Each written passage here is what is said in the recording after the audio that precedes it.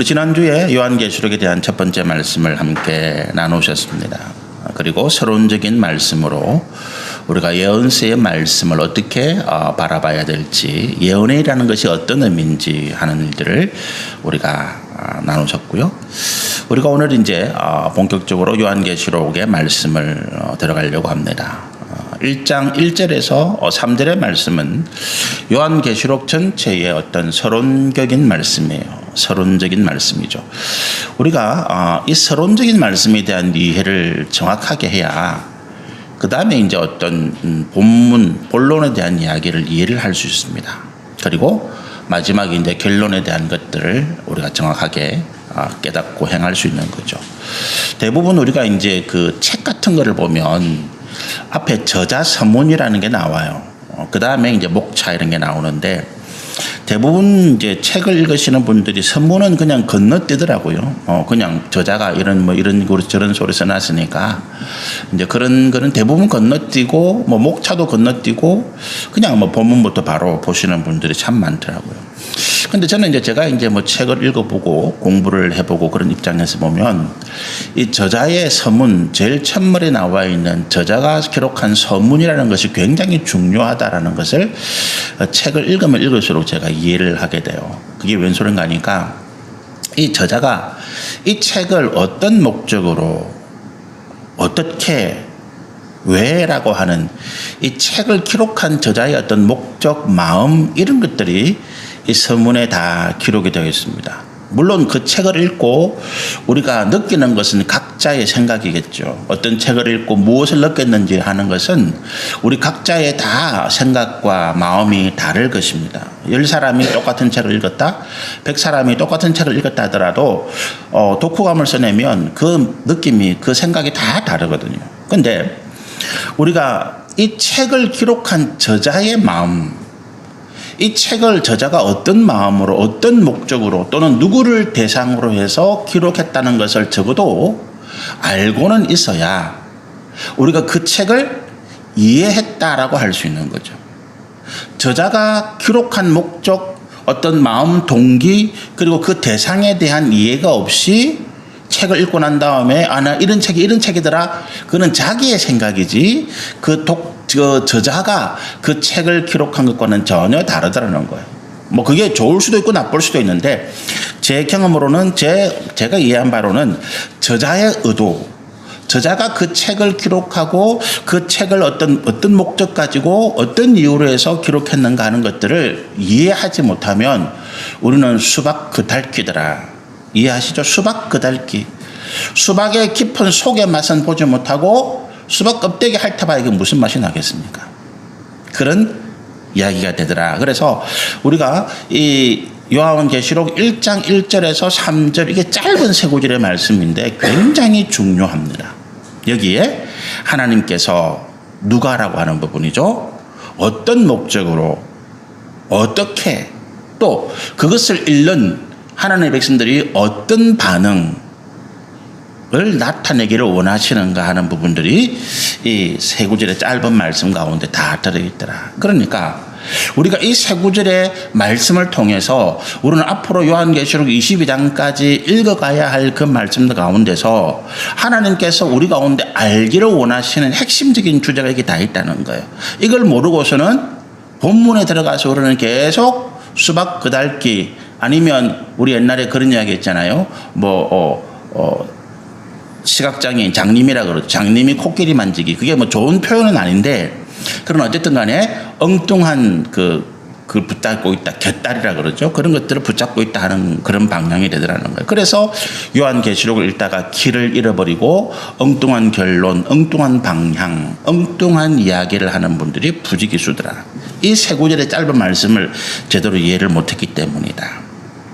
제가 방금 말씀드린 것처럼 하나님은 이 짧은 세 구절의 말씀에서 하나님께서 어떤 목적으로 또 어떤 방법으로 이 말씀을 전하셨는지 그리고 이 말씀을 듣는 하나님의 백성들이 어떤 삶의 모습, 어떤 삶의 방향을 가지기를 원하시는지가 여기에 기록되어 있다.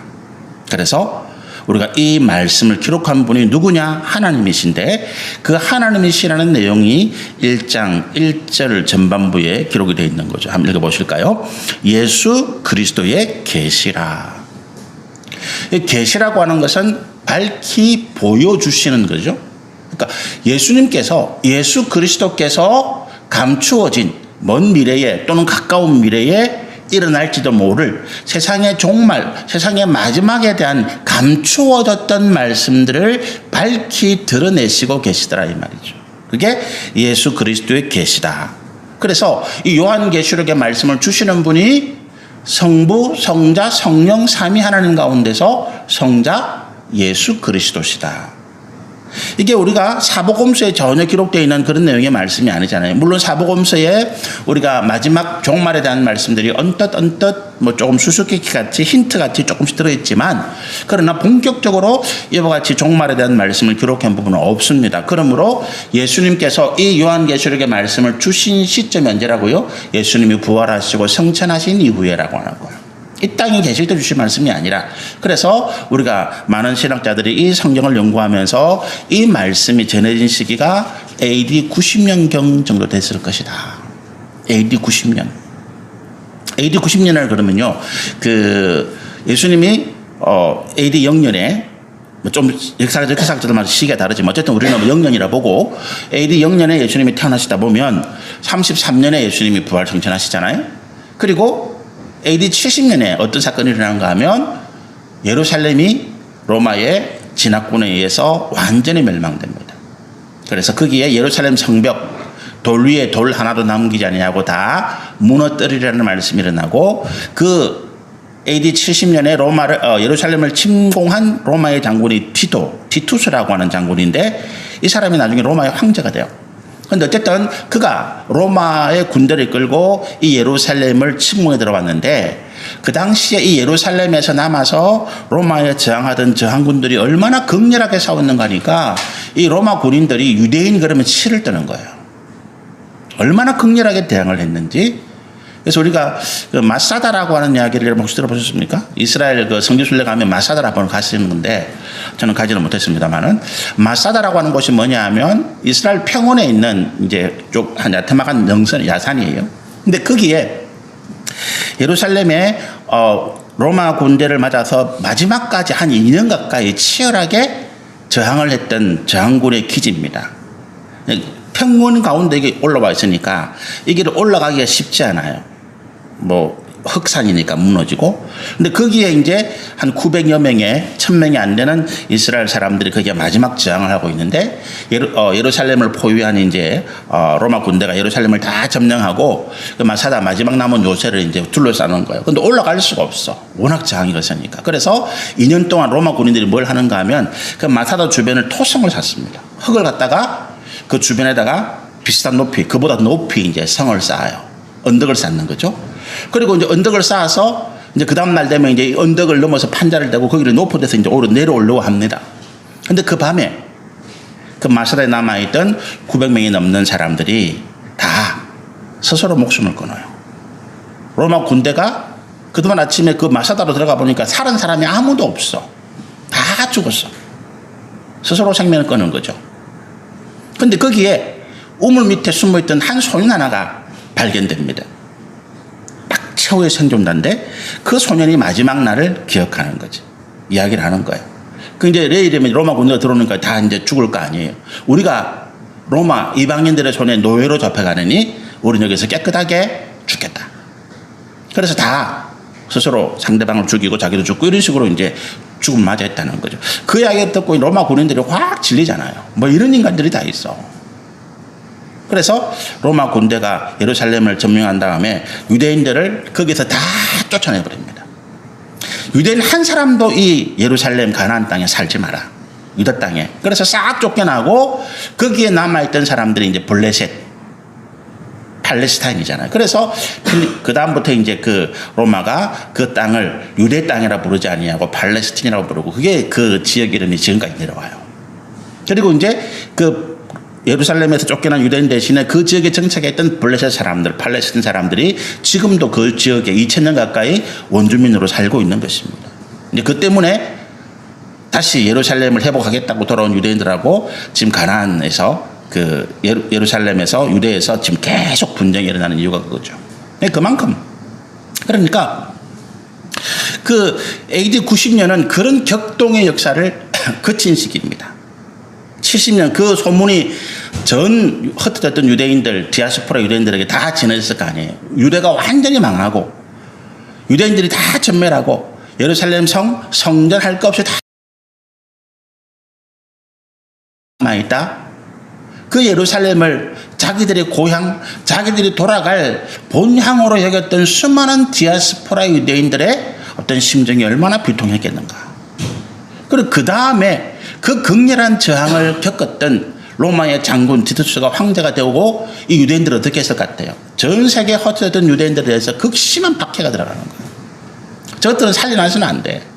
그래서 수많은 그 디아스포라 유대인들 더불어서 예수를 믿던 수많은 기독교인들까지도 그 극심한 박해 가운데 들어가게 되는 것입니다. 그때에 이제 이 사도 요한도 그 박해 가운데 그가 지중해의 한 섬에 그가 갇혀서 무인도에 가까운 그 섬에 갇혀서 그가 나오지 못하고 거기서 죽을 때까지 그냥 그 살아나는 거죠. 교회 지도자를 마지막 남은 사도를 거기에 간두어 놨을 때에 한 주일날 아침에 예수님께서 이 말씀, 이 계시의 말씀을 그에게 환상같이 보여주신 것입니다. 그런 이제 시대적 배경을 가지고 있는 말씀입니다. 예수 그리스도의 계시라. 그러시면서 그 다음 뭐라고 말씀하십니까? 이 계시는 예수님께서 지금 사도 요한에게 주시고자 하시는, 교회에 주시고자 하시는 이 계시는 원래 하나님이, 여기서 하나님은 성부 하나님을 표현하겠죠. 하나님께서 그에게, 누구에게? 예수님에게 주신 것이라는 거예요. 자, 그러면 이제 이게 어떻게 됩니까? 원래는 성부 하나님이 가지고 계시던 종말에 대한 계획을 성자 예수 그리스도에게 전해주시고, 성자 예수 그리스도가 이제 천사들을 통해서 사도 요한에게 주신 말씀이다. 이렇게 되겠죠. 우리가 이 말씀을 이해하려면 삼위일체 하나님에 대한 관계에 대해서 이해가 필요하죠.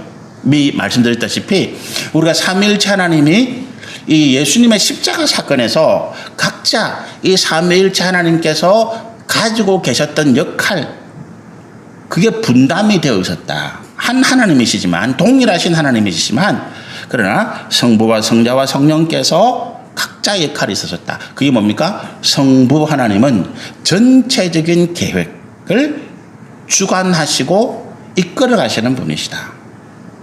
예수님이, 제자들이 질문, 예수님 이제 마지막 때가 언제입니까? 지금입니까? 가르쳐 주십시오. 이렇게 이야기할 때 예수님이, 야, 그때는 나도 몰라. 아버지의 뜻 안에 있어. 아버지의 소관이야. 이야기한 게 그 이야기예요. 모든 계획은 성부 하나님이 가지고 계시고, 성자 예수는 뭡니까? 그 계획을 실행하시는 분이시고, 그리고 성령 하나님은 예수님께서 실행하신, 이루신, 완성하신 그 하나님의 구원의 은혜를 우리 가운데 증거하시는 분이시고, 그래서 지금 우리 성령의 시대라고 이야기하는 게 그것입니다. 십자가의 구원이 다시 있어야 된다는 것이 아니고 성령이 보증, 증거하시는 역할을 오늘 우리 가운데 하고 계신다. 그래서 이 1장 1절의 말씀이 이렇게 나오는 거예요. 예수님께서 주신 계시인데, 말씀인데 하나님께서 예수님에게 주셨고, 그리고 앞으로 반드시 일어날 일들을 그 종들에게 보이시려고 예수님이 천사들을 동원했다 얘기죠. 그죠? 그리고 그 말씀을 받은 분이 누굽니까? 요한이라고 하는 거예요. 그 누가 요한계시록을 누가 말씀했다고요? 예수님이시다. 하나님께서 주신 말씀이셨다. 하나님의 말씀이시다. 누구에게? 어떤 목적으로? 그 어떤 목적입니까? 1절 중간에 보면 반드시라고 하는, 반드시, 그리고 속히라고 하는 거죠. 반드시, 속히. 이게 이 속히라는 것이 그럼 곧 이 말이냐? 곧인데, 우리가 하나님의 어떤 시간적인 개념과 우리의 시간적인 개념이 조금 다르다라고 하는 것을 여러분 이해하시면 좋겠고요. 그게 베드로서에 보면 하루가 하나님께는 천년이 하나님께는 하루 같다, 이런 표현을 쓰시죠. 천년이 하루 같고, 또는 하루가 하나님께는 천년같이 지나가신다, 이런 표현을 쓰십니다. 그래서 하나님의 어떤 시간적인 개념과 우리의 시간 개념은 다르다. 또 한 가지, 우리가 하나님께서 속히라고 말씀하셨는데 이것이 왜 지금 우리가 느끼기에 지금 당장이라고 우리 가운데 나타나지 않느냐? 하나님의 구원하심의 계획과 관련이 되어 있다. 아직까지도 하나님께서 이 땅에 대한 구원의 계획을 다 마무리하지 않으셨다. 우리 복음서에 보면 그런 비유가 많이 나와요. 이제 예를 들어서 가라지 비유가 있잖아요. 천사들이 하나님께 이런 이야기를 합니다. 하나님, 주인님 보십시오. 우리가 밭에다가 알곡을 심어서 지금 알곡이 무성해야 되는데 오늘 가보니까 우리가 심지 않은 가라지가 지금 다 있습니다. 저것들이 있으니까 알곡이 지금 방해를 받고 있는데 명령하시면 우리가 가서 가라지를 싹 다 뽑아버리겠습니다. 이런 이야기를 하죠. 그러니까 그 주인이 하나님을 하십니까? 좀 기다려둬라. 가라지 뽑으려다 알곡 다칠라.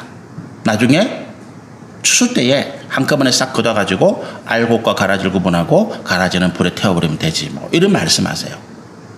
그러니까 지금 당장 심판의 불이 내릴 때에 혹시라도 하나님의 백성들이 그 영향, 그 여파에 미쳐서 어떤 어려움을 겪을까 봐 하나님께서 걱정하셔서 내버려둬라. 내버려두라는 말은 관심을 가지지 말라는 것이 아니고 하나님께서 충분히 이 땅의 그 가라지들 가운데서 악한 영의 역사들 가운데서도 하나님의 백성들을 보호하신다는 거잖아요. 그죠?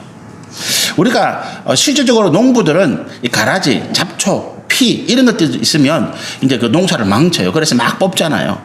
뽑다가 아마 자기가 잘못 뽑아가 버리기도 하고 그러죠. 근데 하나님의 계획은, 하나님 뜻은 뭐냐 하면 이 땅에 하나님의 백성들과 악인들이 함께 있어도 하나님은 충분히 능히 하나님의 백성들을 지키시고 보호하시고 그 악인들의 회방으로부터 하나님의 백성들을 복 주시고 은혜 주실 일들을 하신다는 거예요. 전혀 영향을 안 받는다는 거죠. 예를 들어서 우리가 이제 내 몸이 암에 걸렸다 칩시다. 그러면 이제 의사들은 뭐라 그럽니까? 이 암을 제거하라 그러죠. 악성 종양이니까 이게 있어서 이 악성 종양이 뭐냐 하면 이게 비정상적으로 커져가지고 내가 내 몸이 받아야 할 영양분, 내 몸이 받아야 할 여러 가지 어떤 좋은 것들을 이 악성 종양에 싹 거둬간다는 거예요. 내 몸은 그것 때문에 죽는다는 거죠. 그래서 의사들은 이 악성 종양을 잘라내야 된다는 거예요. 그런데 현실적으로 보면 뭡니까? 이걸 잘라내도 잘 완치가 안 돼.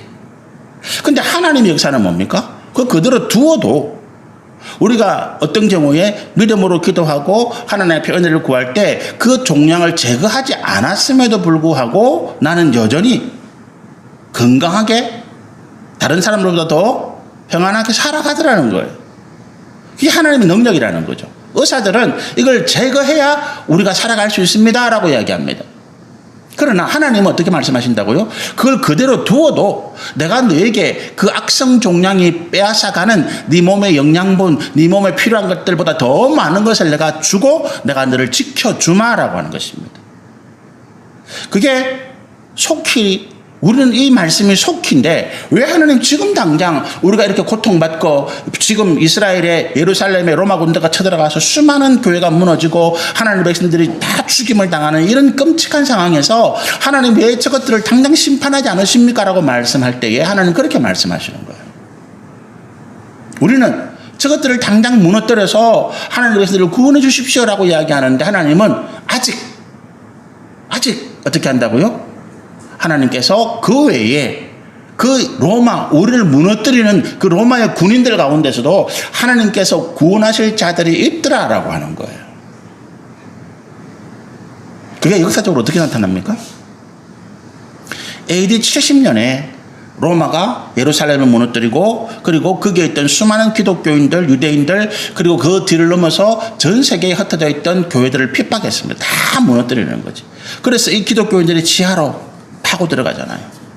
그런데 불과 300년 뒤에 그렇게 핍박했던 로마가 기독교를 국교로 삼습니다.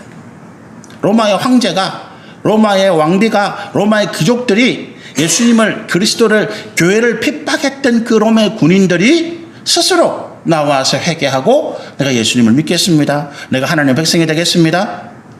그런 역사가 일어났다는 거예요. 그거를 하나님이 기다리시라는 것입니다. 지금도 마찬가지죠. 지금도 전 세계에 수많은 선교사들이 나가서 선교를 합니다. 우리 주변에도 마찬가지잖아요. 저 원수 같은 것들 하나님 왜 저것들을 그냥 두십니까? 우리를 괴롭히고 우리를 못 살게 굴고 우리가 저것들 때문에 당장 망하고 죽게 생겼습니다. 하나님. 그런데 하나님은 그들 가운데서도 여전히 하나님의 구원하심을 기다리는 백성들을 찾아내시겠다는. 그래서 마침내 이 땅에 우리 지난주에 말씀드린 천년왕국처럼 이 땅에 하나님의 나라, 이 땅에 하나님의 거룩한 땅을 이루시더라라고 하는 것입니다. 지금은 아프리카 어디에서 지금도 선교사들이 기독교인들이 수많이 죽임을 당하고 고통당하고 그런 일들이 벌어지고 있습니다. 선교신문들 선교사 소식을 들어보면 그런 일들이 비일비재합니다. 그 현장에 있는 사람들 피가 거꾸로 솟을 거 아니에요. 그럼에도 불구하고 하나님은 그들을 구원하시겠다는 거예요. 그러나 하나님의 계획이 늦추어지지 않는다. 그 의미가 뭡니까? 속히라고 하는 거예요. 그래서 반드시 속히라고 하는 의미는 그 이야기입니다. 하나님은 우리 고통당하는 그리스도인들, 이 땅의 주님의 백성들을 반드시 하나님의 계획하신 대로 반드시 그리고 속히 늦지 않도록. 그러면 목사님, 하나님 그 안에 억울하게 죽은 사람들 도대체 뭡니까? 그런 이야기 할 수 있잖아요. 그 안에 억울하게 죽은 사람들 도대체 뭡니까? 이번 수재에도 행정당국이나 경찰이나 국민들의 생명과 안전을 책임져야 될 사람들이 여러 가지 이유로 자기들의 책임을 다 못했잖아요. 영주인가요? 포항 영주인가요? 거기서 무슨 우리 해병대, 저도 그 뉴스를 보면서 참 기가 차더라고요. 어떻게 구명조끼 하나 안 입히고 해병대 정신으로 그냥 손잡고 물에 들어갔어, 물살에. 그 생떼 같은 그 피 같은 아들이 한 명이 죽었단 말이에요. 그 부모가 국가에서 훈장 주면 뭐해? 아들이 죽었는데 10년 만에 얻은 외아들이라는데 얼마나 억울하고 원통하겠습니까? 그건 뭐예요 도대체? 그러나 하나님은 그 희생들을 의미 없이 무의미하게 그냥 죽은 것 그런 식으로 만들지 않으시더라는 거예요. 만들지 않으시더라. 이태원 참사가 있었고 그 앞에도 수많은 우리 국가적인 재난이 있었음에도 아직까지도 그런 국가적인 재난 시스템을 만드는 그런 매뉴얼, 그런 관리 지침이 제대로 정리되지 않아서 아직도 공무원들이 무사한 일에서 괜찮겠거니 우리 스스로도 안전에 대한 의식이 부족해가지고 이 정도 하면 괜찮겠어? 그렇죠? 근데 뉴스를 보니까 지난 주말에 서울의 강남의 한 지하철역에서 112 신고 들어온 거예요. 사람들이 너무 많아서 지금 압사 사고가 나게 생겼다. 딱 한 통에 112 지나갔는데 거기에 지하역 공무원들부터 시작해서 모든 사람들이 나가가지고 다 정리했다는 거예요. 근데 그 상황이 평상시에 주말에 출퇴근 시간과 별로 다르지 않다는 거예요. 특별히 더 없는 건 없는데 그 중에 한 사람이 갑갑하고 그 중에 한 사람이 위험을 느끼고 전화를 한 거예요. 근데 전에는 10통, 100통이 가도 꼼짝도 안 하던 사람들이 그 한 사람 평상시하고 다름없는데 별거 없는데? 그게 아니고 그 한 사람의 전화 때문에 그걸 달려가서 정리하고 사람들을 다른 쪽으로 이동시키고 그렇게 했다는 거예요. 저는 그 뉴스를 보면서 절대로 과한 행동이 아니다. 그게 절대로 과한 행동이 아니다. 그냥 물살에 손잡고 걸어가면 되지 그래서 발로 밟아봐. 진흙에 걸리는 게 있는가. 실종된 사람을 찾는 거잖아요. 혹시 진흙에 묻혀있는 사람을 찾는지 모르잖아요. 그러면 손잡고 가는 거예요. 근데 거기에 구명조끼 하나 입는 게 그건 어려웠겠냐는 거죠. 그건 어렵겠냐는 거죠. 그러나 그런 희생 때문에 더 이상 국민이나 더 이상 이 땅에 그 국민들의 여론을 따라가는 정치인들이 이제 그것을 더 이상 방관하지 않는다는 거예요. 이게 앞으로 어떻게 방향이 정해질지는 모르고 우리는 그런 기대를, 그런 마음을 그분들의 고귀한 희생 때문에 이제 이 나라의 안전관리 시스템이 좀 정비되어지고 매뉴얼이 되어지고 그럴 때 우리가 그분들을 기억한다는 거죠. 그때 그래 그 청주에 있는 그 지하차도에 그 차단이 안 되어서 도청에서는 지하차도에 물이 차고 사람이 죽어가는 상황에서도 그쪽으로 돌아가라고 이야기를 하고 있는 그런 상황. 경찰관은 112 신고받고 출동했습니다. 그 집 보고 하는 그런 상황. 그런 일들이 다시는 일어나지 않을 것이다. 왜? 누구 때문에? 그 자리에서 생명을 잃은 그들의 고귀한 희생 때문에라고 하는 거예요. 그런 일이 벌어지지 않았으면 좋겠지만, 그러나 우리가 그들의 고귀한 희생을 잊지 않아야 된다. 그것이 어떻게 돌아온다고요? 하나님의 구원의 은혜로 오더라는 거예요. 마찬가지예요. 하나님이 그 로마 군인들을 막아주지 않아서, 하나님이 왜 막아주실 힘이 없었겠습니까? 막아주지 아니해서 수많은 사람들이 죽고 스스로 생명을 끊고, 그래서 그 나라 그 땅이 온통 황폐되는 그런 상황을 하나님이 보시면서 뭐라고 하십니까? 내가 너희의 희생을 잊지 않으마라고 하는 거예요. 그리고 우리 요한계시록의 말씀을 좀 더 들어가 보면, 그렇게 해서 죽임을 당한 수많은 영혼들이 하나님의 보좌 앞에서 하나님의 위로와 평안을 누리면서 이 땅에서 받지 못한, 이 땅에서 누리지 못한 평안과 기쁨과 상급과 영광을 누리고 있더라. 하나님께서 그것을 우리 가운데 말씀하시는 거예요. 반드시 속히라고 하는 이야기입니다. 반드시 그렇게 하실 것이다. 반드시 우리를 구원하시고 반드시 우리 가운데 하나님의 영광과 승리를 주실 것이다. 그리고 지체하지 않으실 것이다. 그런데 이게 어떻다고요? 일어날 일들이라고 해요. 1절에 보니까 일어날 일들. 일어난 일들이 아닙니다. 이 요한계시록이 기록될 당시가 언제라고요? AD 90년. 근데 그 기독교 우리 이스라엘 역사 가운데 가장 비참한 사건이라고 했던 그 예루살렘의 멸망이 언제 있었다고요? 그보다 20년 전에. 근데 하나님 말씀하시는 거예요. 그보다도 더 크고 더 비참하고 더 무섭고 더 끔찍한 환란이 앞으로 일어날 것이다 라고 하는 거예요. 그러니까 요한계시록은 과거의 일들을 이야기한 게 아닙니다. 앞으로 일어날 일들입니다. 우리 입장에서도 마찬가지. 그럼 2000년 동안 이 말씀이 있었으니까, 그럼 2000년 동안은 과거 아닙니까? 요한계시록은 AD 90년이고 그동안 2000년의 세월이 지났는데 얼마나 많은 사건들, 전쟁, 기근, 질병 이런 게 있었습니까? 그럼 앞으로는 그런 일 없을 것입니까? 아닙니다. 더 큰 일들이 기다리고 있다라고 말씀하시는 거예요. 그게 일어날 일들입니다. 그걸 누구에게? 종들에게, 그 종들에게, 하나님의 백성들에게 하나님의 말씀을 가르치고 전하고 하나님의 은혜를 나타내는 사람들에게 보이시려고. 야, 지금까지 있었던 일은 아무것도 아니야 라고 하는 거예요. 수많은 과학자들이 경고하죠. 코로나 그건 아무것도 아니라는 거지. 앞으로 일어날 어떤 전염병, 이런 질병들은 우리가 지금 당한 코로나는 아무것도 아니라는 거예요. 아직도 우리 코로나 우리나라에 지금 몇만 명이 생긴다면서요. 지난주까지만 해도 하루에 3만 명씩 코로나가 생기고 있답니다. 그런데 이제 그만큼 우리가 이제 코로나가 많이 약화되어졌고, 그 병의 어떤 살상률이 우리를 괴롭히는 그런 어려움이, 그리고 이제 우리가 그만큼 면역이 됐고, 그래서 어제도 제가 이제 무슨 일이 있어서 여기 뷔페를 갔는데 수백 명이 그냥 버글버글 하는 거예요. 그래도 사람들이 마스크 쓴 사람들이 거의 없더만요. 그냥 먹고 마시고 각자의 건강 각자 관리하는 거예요. 이제 그런데 과학자들이 그렇게 이야기하는 거죠. 그런 코로나 그건 아무것도 아니야. 앞으로 일어날 어떤 질병들에 비해서는 그건 아무것도 아니에요. 전쟁도 마찬가지 아닙니까? 지금 우크라이나의 전쟁은 아무것도 아니라는 거지. 아무것도 아니라는 거지. 앞으로 어떤 전쟁이, 어떤 기근이, 어떤 전염병이, 어떤 상황, 환경적인 재앙이, 지금 전 세계가 벌벌 끓는 이란에 어디는 67도까지 올라갔다. 거기는 사람이 67도 올라가면 사람이 못 산답니다. 사람이 증발된답니다. 온몸의 수분이 다 증발돼 버립니다. 67도, 뜨거운 물이 들어가도 사람이 익을 판에 온도가 67도니까 견디기 어려운 거죠. 우리나라는 그런 게 아니라 전 세계가 지금 평균 40도가 넘는 온도. 그래도 우리나라는 그나마 감사한 거죠. 우리가 이 뜨거운 날씨에 비가 많이 왔지만 우기기 때문에 우리가 이 무더위를 어느 정도 차단하고 있는 거죠. 덥고 습하고 깝깝하지만 한편으로는 감사한 부분도 있습니다.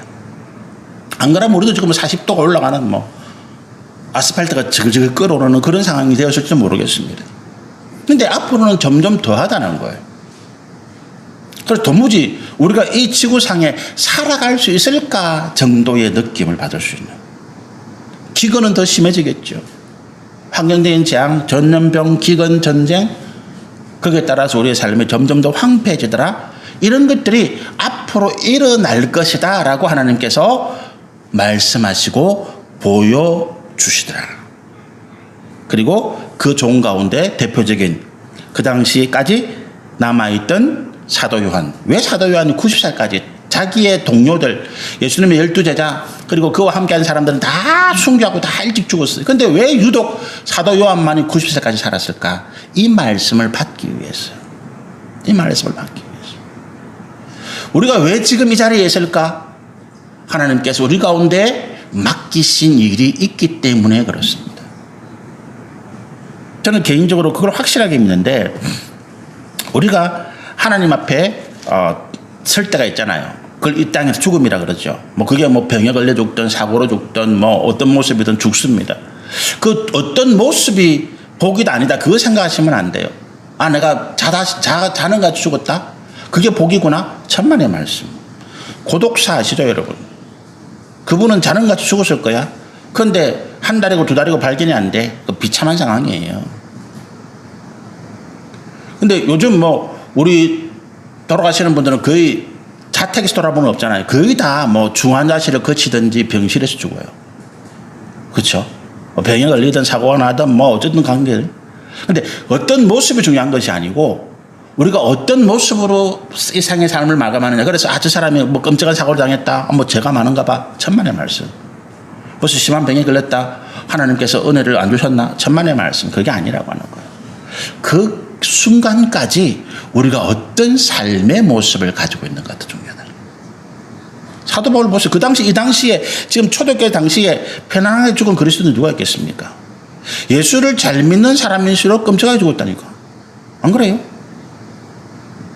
우리 조선 초기만 해도 정조 시대, 영조 시대에 병자호란 이후에 그 인조잖아요. 인조 때에 그 병자호란이 나고 그때 소현세자라고 하는 그 당시에 다음 대의 왕을 이을 왕세자가 북경에 청나라에 볼모로 잡혀갑니다. 인질로.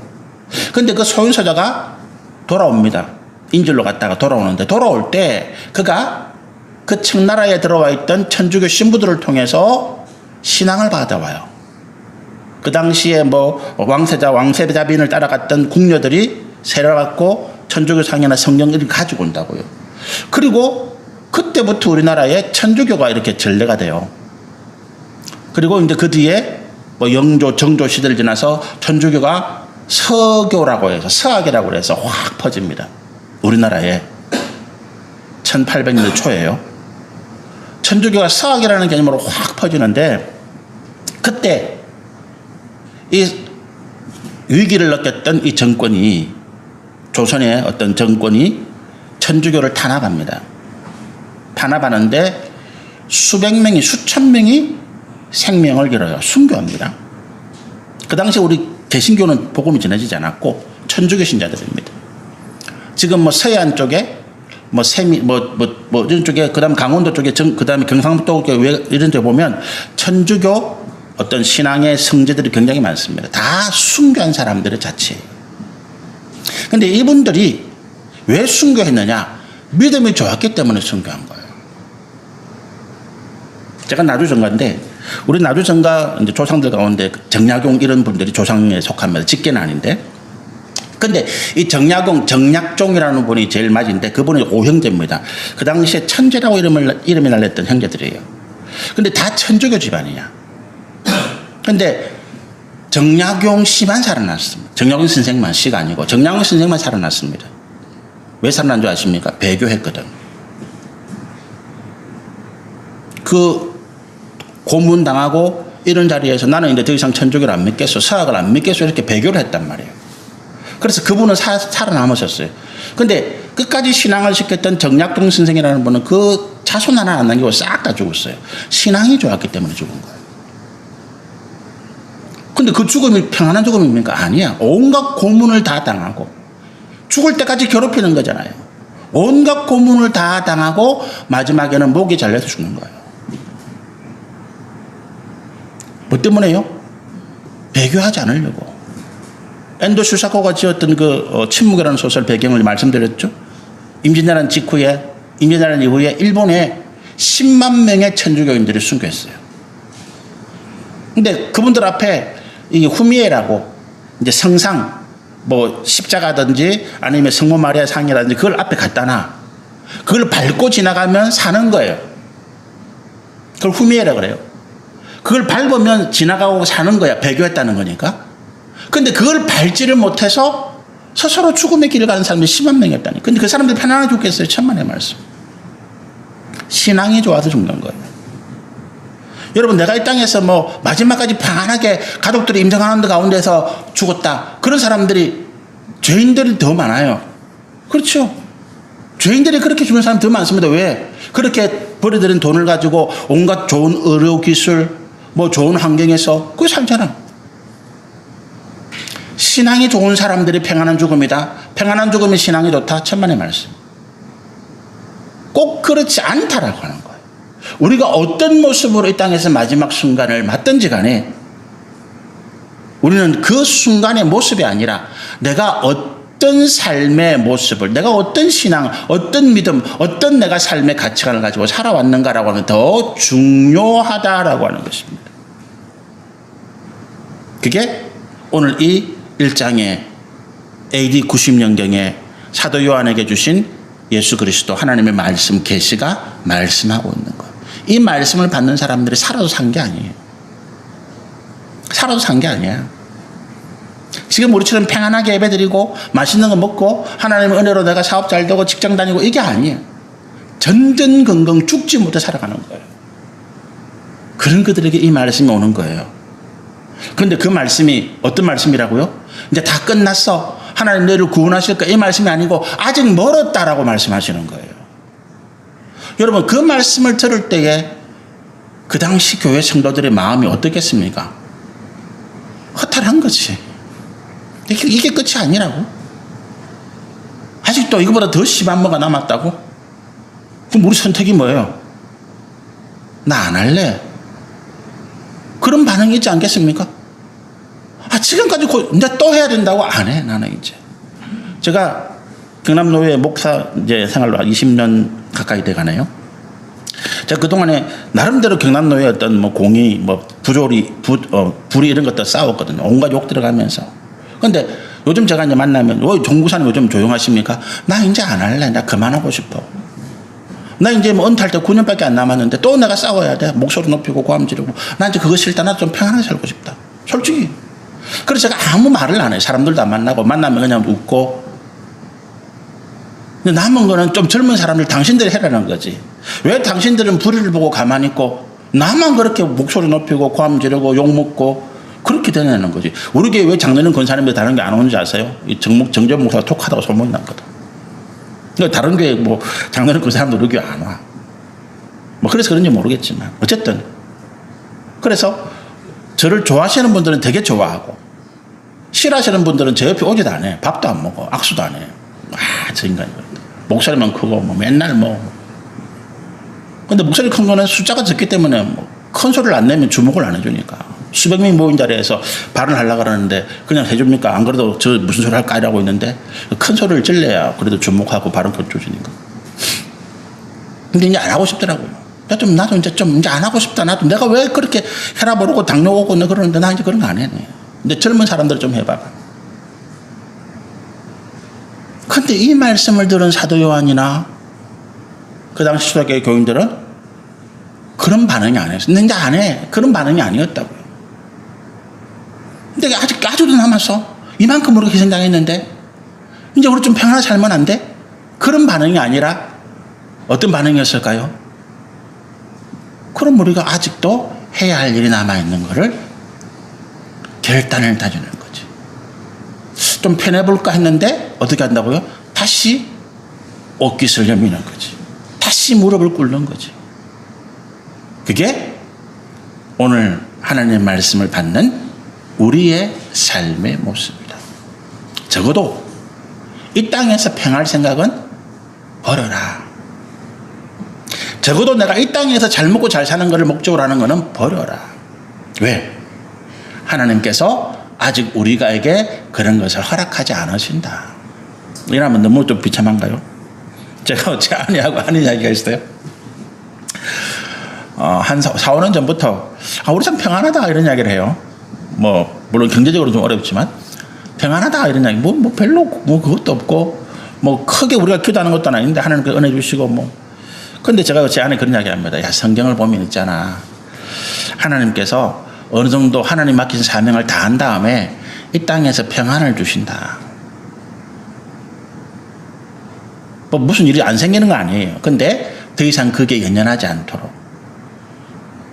아브라함이 117세, 115세에 이삭을 바치는 믿음의 행위를 보입니다.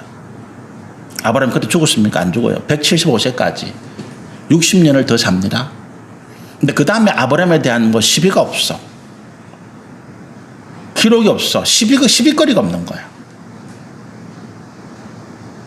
요셉이 30세에 애굽 총리가 됩니다. 그때까지 극렬한 고난을 받잖아요. 그리고 총리가 7년 동안 그가 하나님께서 맡기신 일들을 다 마무리합니다. 그런데 요셉이 언제 죽습니까? 110세. 70년 가까이 남은 세월 동안 평안합니다. 제가 무슨 말, 욥이 그 극렬한 고난 가운데 욥기 보면 정말 극렬한 고난이잖아요.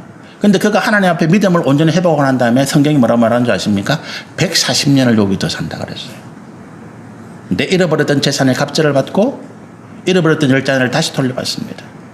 140년 동안 욥을 이 땅에서 평안하게. 그 이야기 합니다. 우리가 이 땅에서 잘 먹고 잘 살겠다. 그런 거는 생각은 하지 않지만 하나님께서 우리 요한처럼 이 요한이 반모라고 하는 섬에서 90세의 말씀을 그다음 어찌됐는지 기록이 없어요. 거기서 풀려났는지 죽었는지. 그러나 적어도 그가 남은 생애 동안은 더 이상 고민하고 염려하고 속거리고 애달고 이러지 아니하고 평안했을 것이다. 저는 여러분에게 하나님께서 그런 평안을 주시기를 소원합니다. 그게 언제라고요? 내 사명을 적어도 어느 정도 감당하고 난 다음에 하나님이 그래 그 정도면 고생했어 라고 하는 그때 뭐 큰 돈을 주시지는 않겠지만 뭐 그런 분도 계시겠죠. 큰 돈을 벌든지 아니면 뭐가 잘 되든지. 그러나 그렇지 아니해도 내 삶은 평안할 것이다. 여기까지 말씀을 전할까요? 1절만 했습니다. 다음 주 계속해서 이 서론의 말씀 중요하기 때문에 그렇습니다. 여기까지 말씀을 마치도록 하겠습니다. 하나님 감사합니다.